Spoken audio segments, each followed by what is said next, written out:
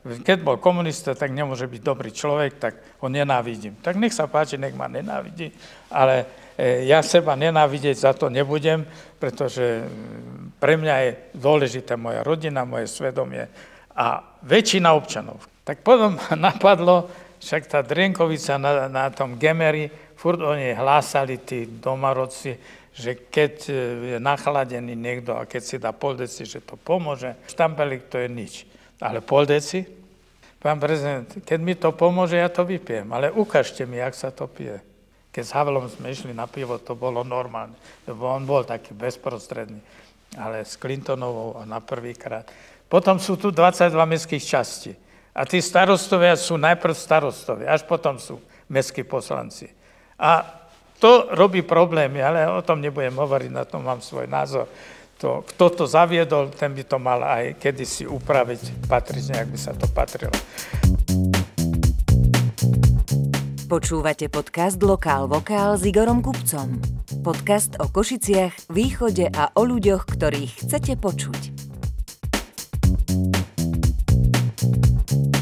Ahojte, vítajte v druhom dieli podcastu Lokál Vokál. Naším dnešným hosťom nebude nikto iný ako predseda parlamentu, prezident Slovenskej republiky, primátor Košíc, spevák, tenista, zakladateľ múzeí, autor asi 30 kníh, a divadelných hier aj rozhlasových hier, no a jeho meno je Rudolf Schuster.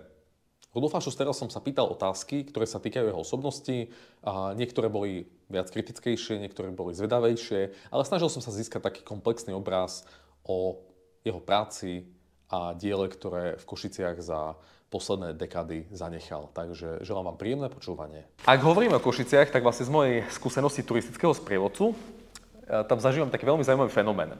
Keď chodím s turistami po uliciach, tak im ukazujem teda jednak nejaké naše pamätihodnosti, hovorím im o rôznych historických obdobiach, starších aj bližších. A vždy, keď sa dostanem k 90. rokom a začnem skloňovať vaše meno, a to sa teda nedieje pri žiadnej inej téme, tak sa vždy nejaký Košičan alebo Košičanka zastaví. A sú teda dve kategórie. Buď vás začnú, že bezhranične chváliť, ktorí teda sa vracajú k tým témam rekonštrukcie mesta, všetkých tých kultúrnych udalostí a k tejto stope, alebo sú tam ľudia, ktorí sa zastavia a majú potrebu kritizovať. Buď sa teda vracajú ku zadlženiu mesta alebo k vašej komunistickej minulosti. Ale ja by som sa chcel opýtať vás. Vy spätne, keď sa dívate na váš život, čo sa vám podľa vás podarilo najlepšie? A naopak, čo by ste možno v vašom živote spravili inak? Najprv by sme sa vrátili k tej filozofickej otázke, ale ktorá je skutočná. Tým rozporovým veciam, že niektorí mi prajú, niektorí neprajú. Čím ste išli vyššie, čím ste viac robili, tým máte aj viac kritikov, lebo kto nerobí, nemá kritikov, lebo nemajú prečo kritizovať. Tí, čo hovoria, že som ako komunista, ja som tu maturoval dvakrát politicky a stále hlásam. Prvýkrát som bol zvolený nedemokraticky, v 83., ale v 94., keď som súperil s Mrázom, ktorý mal už veľké zázemie za sebou, aj finančné, a ja som mal 25 000 súkromných peňazí a plagátik A4 a mal som napísané nesľúbujem, čo nesplním. A pán Bauer, ktorý mal už postavenie ako bývalý primátor, tak keď som vyhral, tak sa pýtam tých, ktorí mi hovoria, že som bol komunista, či oni sú tí, ktorí ma majú posudzovať, alebo tí ľudia, čo ma volili. A nie raz. A keď som v 98. tretíkrát kandidoval na primátora, tak si pozrite, aká bola účasť a aké boli výsledky, či na Slovensku niektorý primátor tak vysoko vyhral. To je pre mňa matúra o minulosti. A nie tých, ktorí neprajú, alebo ktorí trpeli. Sú aj takí, ktorí trpeli.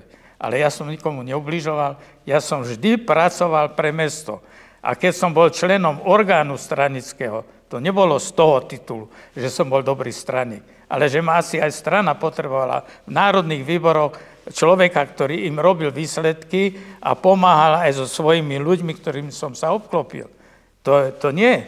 Ja by som nič nedokázal, keby mi títo ľudia, s ktorými som robil, mi nepomáhali. Ale musíte vedieť si vybrať a udržať si ich. Áno, mal som ich za nepriateľov, tých rejiteľov, keď sme rekonštruovali Košice, lebo také tempo sa nerobilo nikdy a povedali, že to je aj taká tak to bude vyzerať, ale bol som tam od rána do večera aj s tými kolegami a mnohí mi povedali, vieš, bol si zlý, ale s odstupom časom zistil som, že si nás aj naučil niečo robiť. A tí politickí nepriatelia, nech on najprv hovorí o sebe. A keď trpel, tak ho ľutujem a keby som mu ublížil, tak by som sa aj ospravedlnil. Ale ja som nikomu neubližoval, ja som robil. Ja som vždy robil a pre mňa je práca moje hodnotenie a keď tam nájdu, bez chyb som nebol. Som aj ja robil chyby, lebo som len človek. Ale keď niekto len povie, a to je to najlepšie sa nespovedať, tak on robil, ale nemôže byť dobrý človek, keď bol komunista. Tak všetci, čo boli komunisti, to boli len zlodeji a vrahovia a ako keby tam normálny človek nebol.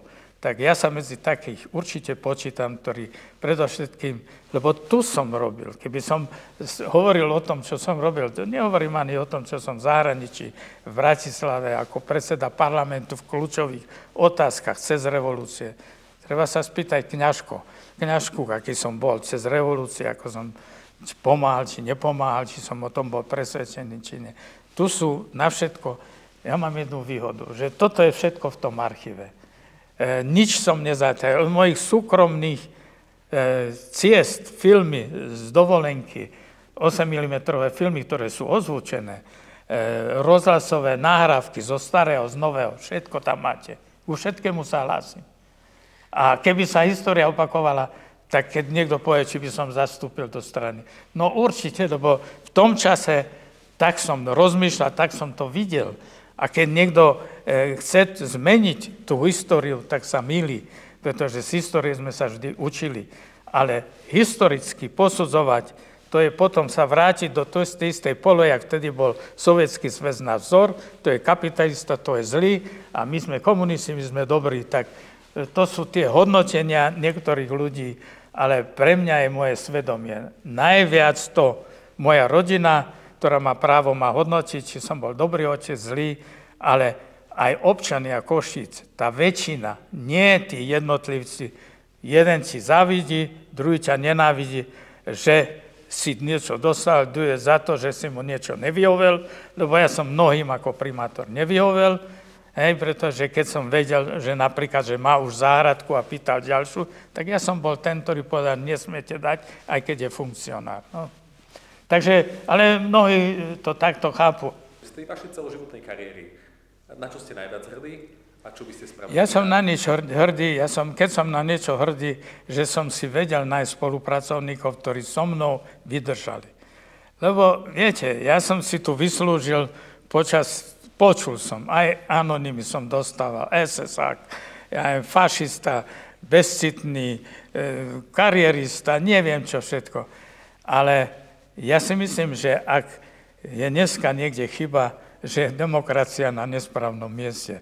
Lebo viete, keď si vysvetľujem demokraciu tak, že ja môžem robiť, čo chcem, ale povinnosti nemám žiadne, len výhody a ja každého môžem kritizovať a bez ohľadu na to, čo ja robím, ja som nedotknutelný, no takých je veľa dneska. Takže ja si myslím, že hrdý treba byť na to, keď má čisté svedomie. A toto, viete, to už dneska boli, aj po revolúcii boli pokusy. Však tu na Alžbetine bolo vypísané, žiadame občanov mesta Košic, aby prišli udať. To niečo vie na Rudolfa Schustera, keď som... Áno, je to v knihe Ultimátum, sú to fotky, to nie sú moje výmysly, lebo 1. marca, keď sa rozhodovalo v Národnej rade, a ja som bol dohodnutý s pánom Budajom, že on to prevezme, ale bola podmienka, že mňa odvolajú. A ja som s tým odvolaním súhlasil. Žiaľ, je to vymazané, ale ja to mám, tú nahrávku, priame vysielanie ešte Československej televízie. A choďte to hľadať, Českej televízie, Slovenskej, či toto nájdete. To je tiež otázka. Už bola demokracia. Prečo to zmizlo? Ja to mám nahraté. Že ja som naozaj vystúpil tam, prosím vás, pochopte, ja s tým súhlasím, aby ma odvolali. A neodvolali z nejakých dôvodov, ale znova zvolili. Už to boli noví poslanci kooptovaní. Ale ja som už mal stôl prázdny. Ja som už bol rozlúčkový prejav pripravený, všetko. No ale to nechajme históriu, ale v tom je to svedomie, že zostať človekom v každej situácii, ale je tá výhoda, že to, čo tvrdím, všetko je na videách, rozhlasových páskach, nič som nevymazal, čo proti mne podnikali, kto ako vystupoval. Ale ja som sa nesúdil, hoci so mnou bola tendencia aj ma udať, aj začali niečo, ale ani nevyšetrovali, lebo nebolo čo, lebo keby bolo, tak by to dokončili. Aj za pána Mečiara bola tendencia niečo na mňa nájsť, lebo on mi dával ponuky do HZDS a ja som tam nešiel. Mal som ponuky od pána Rezeša, z nejakých podielov, aby som do HZDS išiel. Ja som nepredajný. A v tom je ten princíp toho všetkého, že nech ma nenávidí ten, ktorý si myslí, že si zaslúžim, aby som bol nenávidený, ale nech každý povie konkrétne argumenty. Preto ma nenávidí. Keď len povie, lebo sú aj niektorí, že aký mohol byť on katolík, keď bol komunista. No ja sa pýtam, za starého režimu, Onderko, tu bol vikár, bol pacem interis. A on ten socializmus a tú jeho funkciu nevyužíval v prospech seba, ale v prospech cirkvi. V 68. najviac kostolov v celom Československu vo východoslovenskom kraji postavili. Keď išlo o rekonštrukciu domu, ja som nevedel vybaviť tých 240 miliónov. Nikto nechcel dať. Čo to vybavil? Lebo Bilák povedal, že Košičanom to sú Maďari, Šuster Nemec, nedávajte tam nič. A išiel Onderko a vybavil. Hej? Čiže on tiež je rozdiel, či tú svoju funkciu zneužívaš v prospech seba, alebo využívaš v prospech ľudí. A tam je ten spoločný menovateľ, ale to takému človekovi, ktorý nechce, alebo obyčajne títo ľudia so mnou ani nerozprávajú, oni len nadávajú.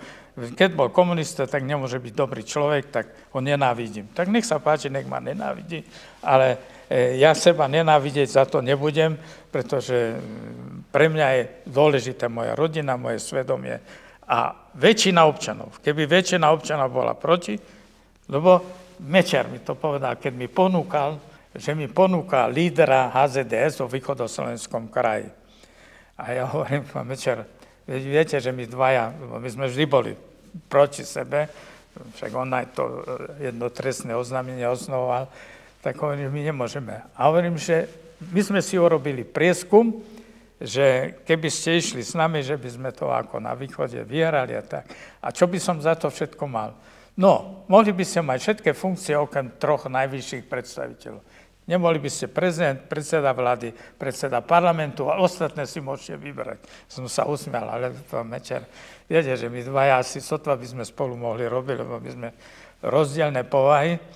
No a keď ma druhýkrát zavolal, doslova druhýkrát som už nechcel ísť, ale sú tam svedkovia, ktorí ma tam doslova dotiahli, to bol tento minister financie a ten, čo bol, no, čo mal tie problémy s únosom Lexa. Oni dvaja ma tam k nemu 2-krát dotiahli, lebo on povedal, že dáva 3 týždne, aby som si to rozmyslel. A hovorím, že nemám prečo. No ale som tam išiel a znova som to zopakoval. A on mi hovorí, no dobre, pán Šuster, uvedomujete si, a v akej ste situácii a čo budete robiť? Lebo hovorím, že idem za primátora kandidovať.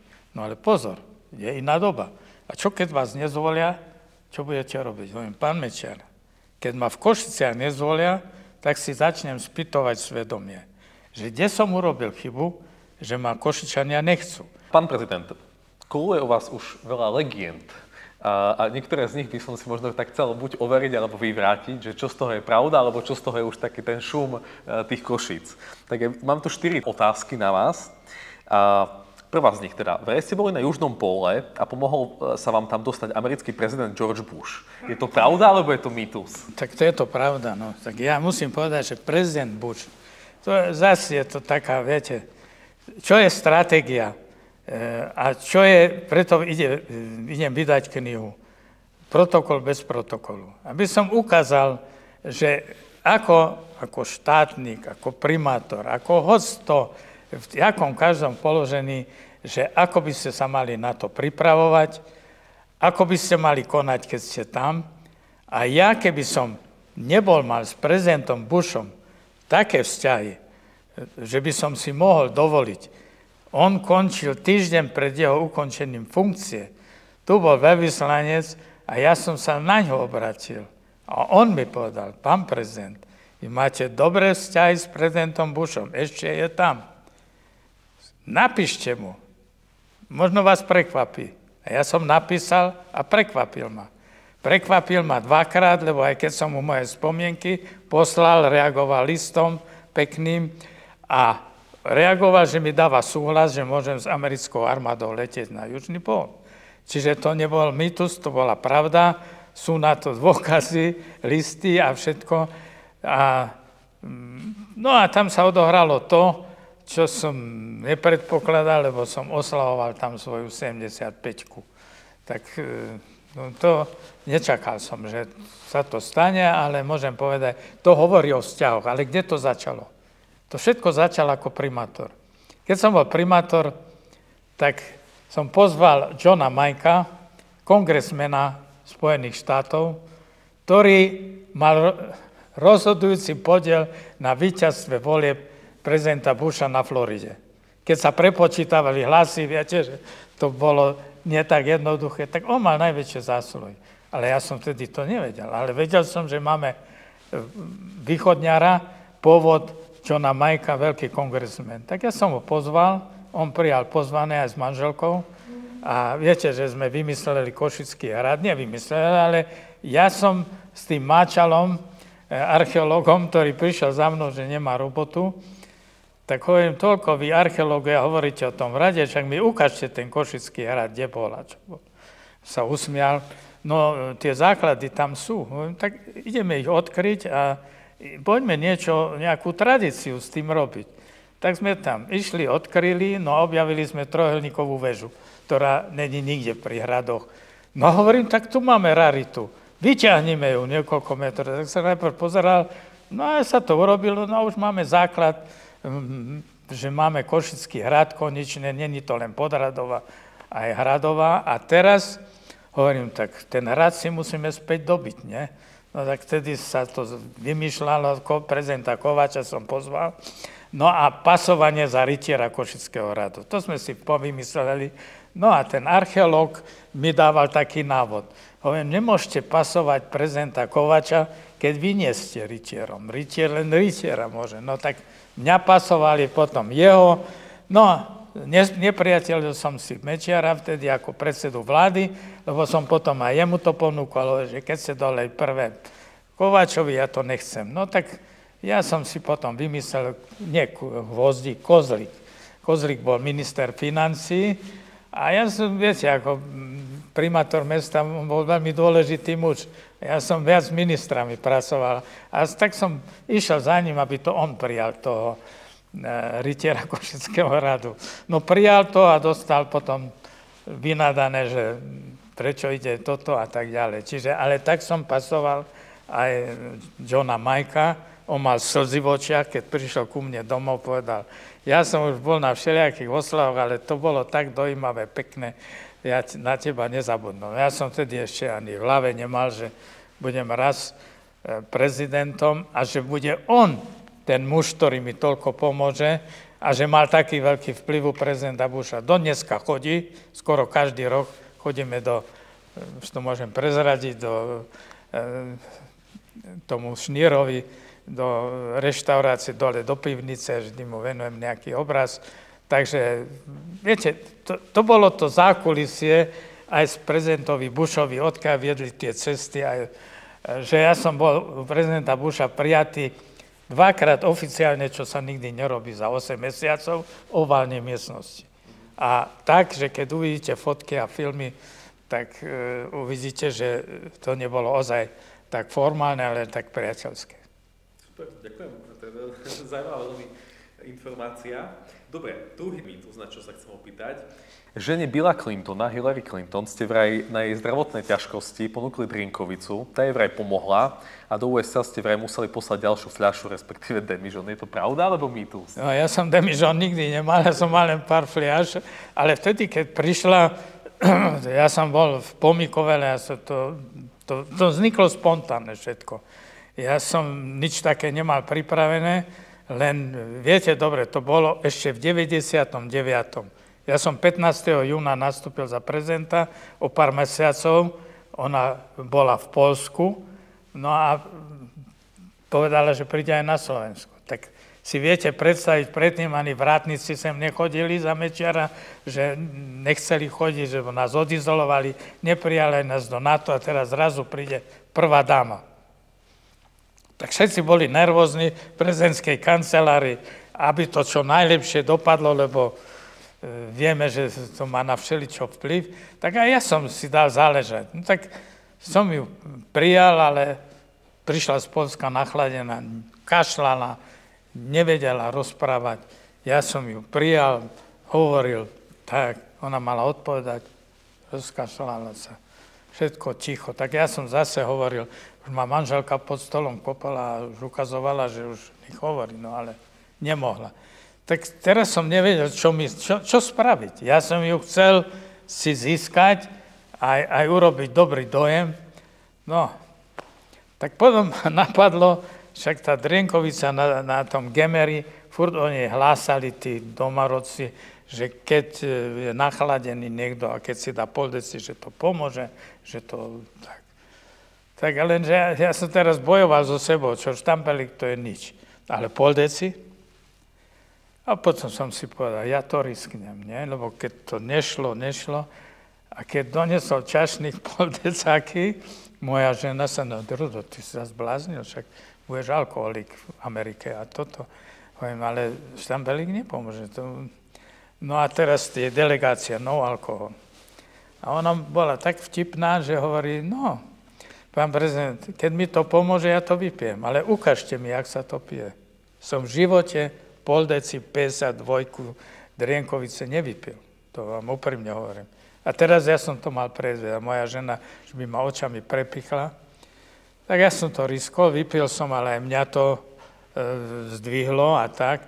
Tak ona to vypila, zdvihli, posadili, vydýchla sa a začala hovoriť. Ja som bol šokovaný, všetci okolo, ona normálne rozpráva, ani raz nezakašľala. A celková atmosféra vznikla a každý sa čudoval, čo sa stalo. Ja sám, lebo to sa mi nikdy nestalo.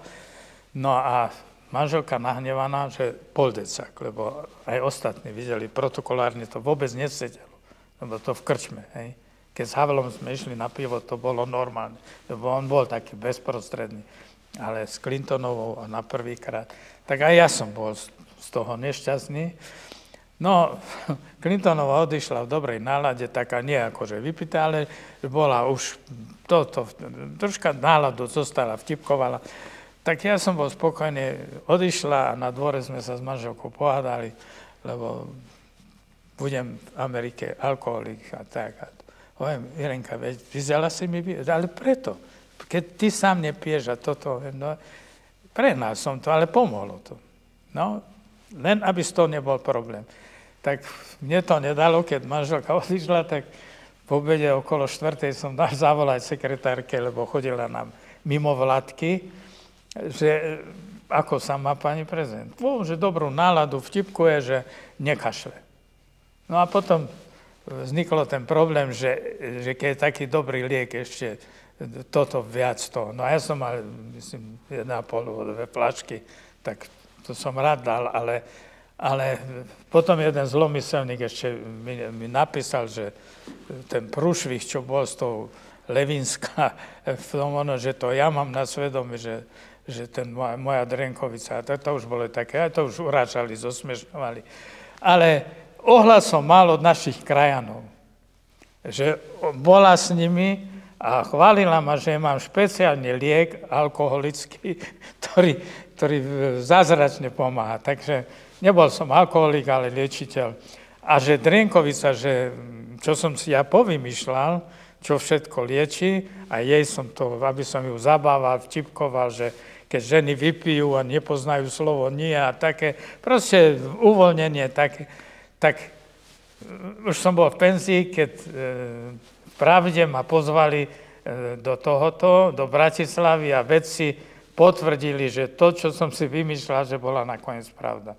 Že ozaj má také liečivé účinky drienka, ale tá prírodná, nedomáca a tak ďalej. No tak niekedy si vymyslíte a vám to vyjde. Takže ste ešte vlastne aj vedcov predbehli. Tak ja som bol v akadémii skoro 2 roky, ale s tým som sa nezaoberal. Tiež som kdesi započul, že počas koncerta Luciana Pavarottiho v Košiciach ste s ním vraj na pódiu zaspievali jednu pesničku spolu. Je to pravda? Ja som si ho obľúbil, on si mňa obľúbil, lebo ja som si ho veľmi vážil.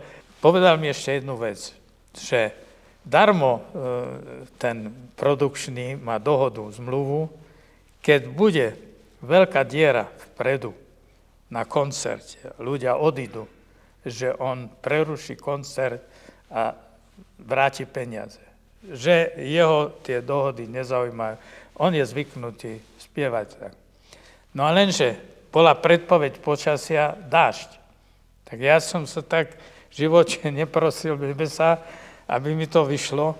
No ale čo spravili vtedy HZDS? Deň predtým vrátili 1500 lístkov z tej prvej, z nich bola by taká diera. Oni o tom vedeli, že ten Pavarotti to nedodrží, teda, že nebude spievať, keď bude taká diera. Tak my sme boli v takej situácii, že tie lístky najdrahšie sme už nemohli predať, tak som zavolal rejiteľov podnikov mestských a určili sme, že musia prísť tam všetci a keď tam bude hociaký dážď, blesky, že nesmú odísť, dostanú zadarmo lístky. Čiže to sme zachránili. Ale keď začal koncert, začal aj dážď. Hej? A ja som tam vpredu sedel, však na úvod som pár slov povedal a teraz začalo pršať. A ja som tam sedel, mokol, ale pozeral som sa na ľudí, či odídu, či nie. Nikto neodišiel. A keď začal spievať o Sole Mio a o slnku, tak vyšlo slnko a viac nezapadlo. Takže vtedy začali nadávať, že, nechcem povedať ten výraz, že tej kurve komunistovi, že ešte aj pán Boh ho počúva, že mu vyjde ten koncert, lebo taká nenávisť, závisť, to len hovorím, aj niektorí to aj dokonca napísali. Čiže ja som vždy mal nejakých ľudí, ktorí, než by sa tešili, že Pavarotti tu spieva, že tu 3 sopranistky najlepšie zo sveta, ktoré len na 2-3 miestach v Európe spievali. Čiže to boli rarity, ktoré naozaj boli veľmi vzácne. No, čiže to bolo o Pavarottim a ten záver bol veľmi zaujímavý. My sme sa tu rozlúčili s tým, že sa viac nestretneme. A čo osud nechcel, s týmto monackým kniežaťom, princom Albertom, s ktorým som sa veľmi zblížil, bol aj v Košiciach, Medzeve. A on ma pozval, pretože som dostal to najvyššie monacké vyznamenanie, medzinárodné fórum spolu s Valencom z Poľska. Tak to je tiež zaujímavé, že on to dostal aj ja, aká kombinácia. Čiže keď Monako to zhodnotilo, a ešte žil Rainer III, jeho otec, on už nikoho neprijímal. A keď som ja tam išiel a otváral výstavu o francúzštine, kde sme my ako Slovensko dostali priestor, tak jeho otec ma ešte prijal, ešte mal možnosť s ním rozprávať o socializme, čo je socializmus. A toto bol veľmi vzdelaný. A večer ma pozvali na koncert, tam vystupoval ešte Pavarotti. A teraz skončil koncert a mňa posadili vedľa toho Rainera III, otca. No a teraz každý sa pozerá, lebo Albert tam nesedel. tak sa pýtali mojich týchto ľudí, že kto je tá pomazaná hlava, ktorá sedí vedľa Rainiera III, lebo tam to nemohol sedieť. Mysleli, že ja som nejaký z kráľovskej rodiny. Tak keď povedali, že slovenský prezident, tak sa smiali. Skončil koncert, on sa ospravedlnil, Rainier III povedal, vy s mojim synom Albertom pôjdete s ním na večeru. Tak sme išli do reštaurácie, išli sme na večeru a čakali sme, kým príde. A prišiel majstro aj s tou dámou a princ Albert ma chcel predstaviť. Majstro, dovoľte, aby som vám predstavil slovenského prezidenta. A on sa na mňa povedal, kočice, ma objal, odkiaľ by sa povedal, ja som pre ňu spieval. Vy ste známi tým, že ste veľmi hrdý Košičan, voláte sa medzinárodné delegácie, rôzne návštevy a týmto mestom sa píšite, teda všetci sa s ním píšeme. Je však napríklad niečo, čo by ste Košiciam vytkli ako mesto, alebo niečo, čo vám na Košiciach vadí? Nevadí, len bolí ma to, že ma odpisujú niektorí ľudia, najmä tí niektorí zo zelených, ktorých to preháňajú, lebo ja som ekológ, mám PhD z ekológie, takže ja som si to preto urobil, keď som začal bojiť s tou magnezitkou a sa podarilo ju zavrieť. Prijať uznesenie KNV ako predseda na uzavretie 2 pecí, teda fabriky v starom režime, alebo nepustiť chemkostrážske, gumarenské urýchlovače. Sú na to filmy, dokumenty, články. Nech niekto ukáže z tých, ktorí ma ako komunisti kritizuje, kde boli oni, keď ja som ma mali odvolať za to. Hej? Ale to je vec zabudnutá. Čiže mrzí ma, keď to počujem. Chcem len povedať to, že to ma troška mrzí, že ten Mlynský náhon mal byť hlavný program v rámci hlavnej mesta. To bol môj názor. Tak som to pripravoval, aby sme všetky peniaze pozberali aj z Európskej únie a tak. A bola taká verzia, estakáda okolo stanice na Masarykovú, a odtiaľ nadjazd na železnicu a napojiť na tú križovatku pod týmto. Je to drahé, ale čo je drahé? Čiže toto by bolo a Mlynský náhon vrátiť. No keďže sa Knapík sa toho bál, ani to neotvára, lebo neboli mi naklonení už tí poslanci, lebo mám aj tam priateľov, nepriateľov, lebo závisť v mestskom zastupiteľstve, to musíte poznať, to vždy bolo.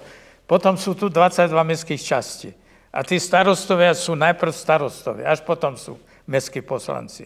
A to robí problémy, ale o tom nebudem hovoriť, na tom mám svoj názor. Kto to zaviedol, ten by to mal aj kedysi upraviť patrične, ak by sa to patrilo. Ale keď som nemohol toto urobiť, ten náhon, vrátiť, tak začal som rozmýšľať. Tak som nechal vymerať tú ulicu, jak sa to volá, ktorá vedie od Mlynského náhonu do parku. Jak má tam... No. Tá ulica úzka, to je rovnobežná vlastne s Mlynským náhonom, ale troška ide do parku, vyúsťuje do parku. No a tam som nechal vymerať, je spád, čiže veľkou rúrou, ako si nadimenzujeme, koľko chceme mať vody v parku a v parku otvoriť kanál a rozviesť vodu a nevoziť tam vodu vo vankúšoch v lete, keď stromy nemajú vodu. Čiže ja som urobil po vzore, ale to som možno urobil chybu, z Talianska, kde je taký park a aj som proste takú štúdiu, no, že tam sa dá člnkovať, benátske mostíky, ale ani jeden strom by sa nevyrúbal. No tak hneď som dostal, že to je národný park, chránený a to, že Šuster tam chce rúbať stromy, chce tam člnkovať, kanály. Proste ja som chcel vodu. A už jak? Na úvod mohlo by byť jazero a odtiaľ to mohlo sa kanálami rozvieť. A je tu vymeraný celý park. Samý spád z jedného konca na druhý. A tam späť do Hornádu, jak to kedysi bolo, keď Mlynský náhon. No, musel som byť ticho, ale ja som nedal pokoj. Lebo ešte som mal ďalšiu myšlienku, že Mojzesov park je mŕtvý park. A ten park je krásny a má ďalšie výhody. Že zase je spád od jazdiarny až po políciu, neviem, 1,5 metra, alebo koľko to je to vymerané. Čiže aj tam by mohla byť kaskáda vody a pri športovej hale, viete, že tam tiekol kedysi Račí potok. A potok zostáva vždy korytom. Aj keď ho zasypete, tá voda má tendenciu, má svoj spád, ako kedysi. A ja keď som bol primátor v starom režime, nechal robiť taký výskum a tvrdili mi odborníci, že až 30 litrov vody za sekundu môže byť po zemi tam. Tak som prišiel s návrhom, že navrtať studňu, vytiahnuť ju hore, urobiť nejaký krásny vodojem, ale čo by malo byť ako súčasť architektúry parku a odtiaľ by mohla byť celá kaskáda vody až po políciu a tam do kanalizácie, alebo proste, keby bol trvalý prítok. Dokonca sa dá napojiť hlavná ulica, ten potočík, na to treba len natiahnuť rúru. No a keďže som nenašiel to pochopenie, tak keď tu bol tento priateľ pani prezidentky, on je tiež z tých, ktorí ekológiu podporujú, tak som ho zavolal, lebo máme dobrý vzťah, tu do knižnice som o tom hovoril. Sa usmial, hovorí, no ale to nie sú zlé nápady, tak aby ste tam nefigurovali, a čo keby ste dali v vysokej škole. A to máš dobrý nápad, tak som išiel na stavebnú fakultu a teraz to robia ako projekty alebo ako diplomové práce študentov. Hej, aby som ja tam nefiguroval, to sú moje nápady. Hej. Teraz chodím napríklad okolo, stále mi to, viete, že chodím s otvorenými očami, ako bola turbína, tam je teraz taký zelený okruh, je tam na kraji aj stĺp, kde sú tie kotvené tieto, pre osvetlenie, pre tie stĺpy a tak ďalej. Čiže stále tam vidím veľkú fontánu, hej, voda je vedľa, ale aby bola symbolika, lebo tam bola turbína. Čiže výškový rozdiel musel byť taký, aby tú turbínu poháňal. Neviem, či to bolo 1,20 m, 50 hej, už si pamätám, ale turbína je v múzeu technickom. Tak tam by sa hodila krásna fontána a mohla by napodobňovať ten prepad, kde bola tá turbína. Hej. Čiže, ale to sú námety, o ktorých ja nehovorím. To námestie osloboditeľov. Prečo sme tak zoizdili s tým obchodným domom? Toto by som nikdy nedovolil. Prosím, nech si spýtuje svedomie hlavný architekt. Ale my sme mali riešenie, že na námestí osloboditeľov že pôjde doprava pod zem. A to není drahá vec. Len na tom úseku. A vytvoríme jedno peše prepojenie s hlavnou ulicou, kde by mohol byť krásny park, fontány, na sedenie, stromy. No, len napríklad hovorím, čiže keby som mohol tie svoje myšlienky, a ja som furt to zdôrazňoval, viete, ale to je hrách na stenu, ale nedá mi to pokoj, lebo ja som stále tu. Tak ako chránim Črmel, povedať, že seba chránim. Nie. Keď chcete miesto, kde sa chodilo na víkendy s električkou do Črmela, alebo tam, kde bola Konečná, ja som ešte s dekou ako študent v 51. chodil s namastením chlebom, lebo a kúpili sme si kracherku tam v tomto, to bola poschodová drevená presklená budova, kde električka okolo chodila. A my ideme ten Črmel urobiť druhú Demenovskú dolinu. Tak nikomu na tom, tak územný plán nepredpisuje, že či má byť 4, 3 poschodová budova. Tak teraz vedľa mňa idú stavať. Ja každý človek, že to jeho sa dotýka. Ja neviem, koľko rokov budem žiť. Keby som rozmýšľal obchodnícky, ekonomicky, tak ja to podporím. Lebo môj pozemok, kde mám len poschodovú budovu, zrazu budem môcť to mať 4 poschodovú, keď sused. A teraz všetci začnú tie pozemky predávať, lebo cena toho pozemku stúpla 3-násobne, keď sa toto dovolí. Len viete, čo bude Črmel? To bude druhé sídlisko.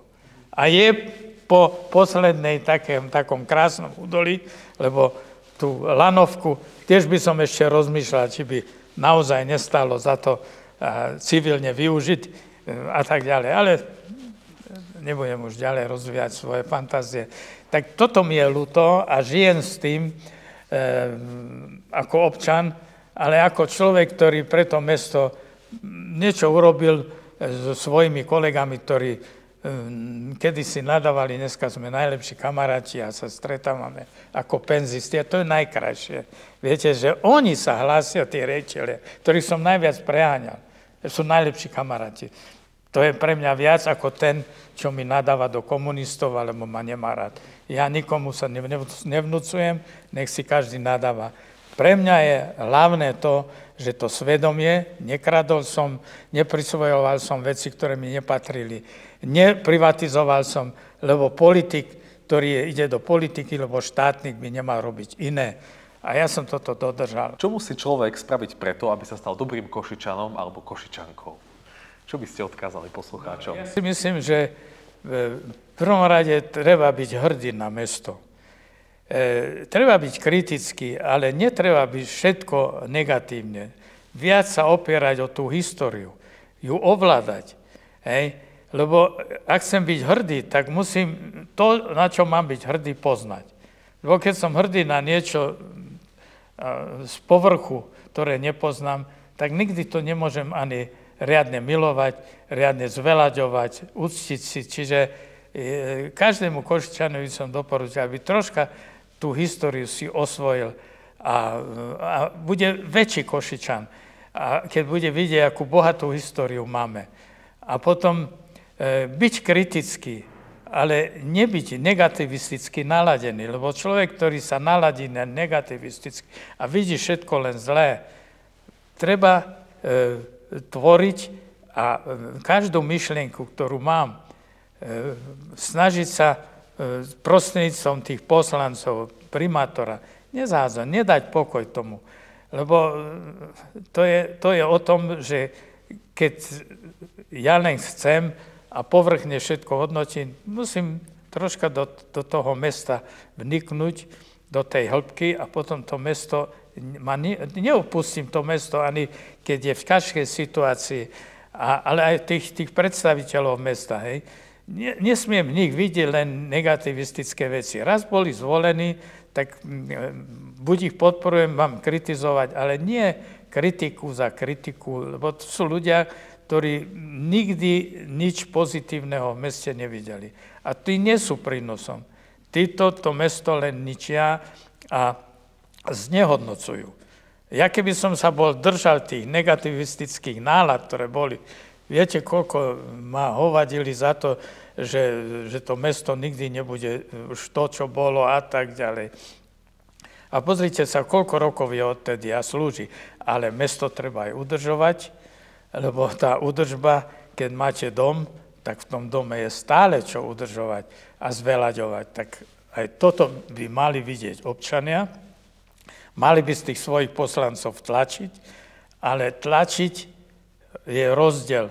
Ja bývam síce na sídlisku a chcem aj všetko na sídlisku, a čo je v meste, v centre, čo reprezentuje, to ma nezaujíma, lebo ja tu bývam a toto nech sa starajú tým, ktorí to patrí. To nie je pravda. Centrum je reprezentácia mesta a tam to je tá nadhodnota, z ktorou, keď niekto príde, nebere ho na sídlisku, ale vodí ho do centra mesta. Takže nie len vtedy, keď mi príde návšteva a sa tým chválim, ale mať, to mám na mysli aj tých starostov mesta, poslancov mestských častí, že to mesto nás, to centrum nás reprezentuje. Čiže musím aj preto vytvoriť podmienky a niečoho sa zrieť, lebo keď všetci budeme dávať ruky preč, len starosta starého mesta alebo primátor, tak to nie je dobré. Takže byť pozitívny činorodý a starať sa o Košice. Áno. A stále, nie jednorázové, že príde návšteva, ale musím sa o to aj sám pričiniť. Ja som zbieral papiere na Hlavnej. Ma fotili, jak primátor zbiera papiere. No áno, zbieral som. Len oni nevedeli, že tie papiere boli veľmi drahé, lebo príslušný vedúci potom nemal prémie, nemal toto a tak ďalej. Čiže to sa musí premeniť na drobné. Tak ďakujem krásne za rozhovor s vami. A myslím, že... Troška vody nám dáte? Mám pre vás informáciu. Zlú? Nie je dobrá, ale Čo? pána premiéra Fica postrelili, tak my sa stiahneme a ideme. Čo? Dobre? Takto? Ale nie, vážne nie. Hej, pán Dole. Aha. No, No dobre. pamätáš, čo som hovoril? Nachystaného vodiča. Pamätáš, Jasne, ja jasne. som toto hovoril, že teraz tak je vyhrotená v štáte situácia, že dojde k fyzickým stretom medzi koalíciou a opozíciou. Lebo takto vyhrotíme a už sa strieľa.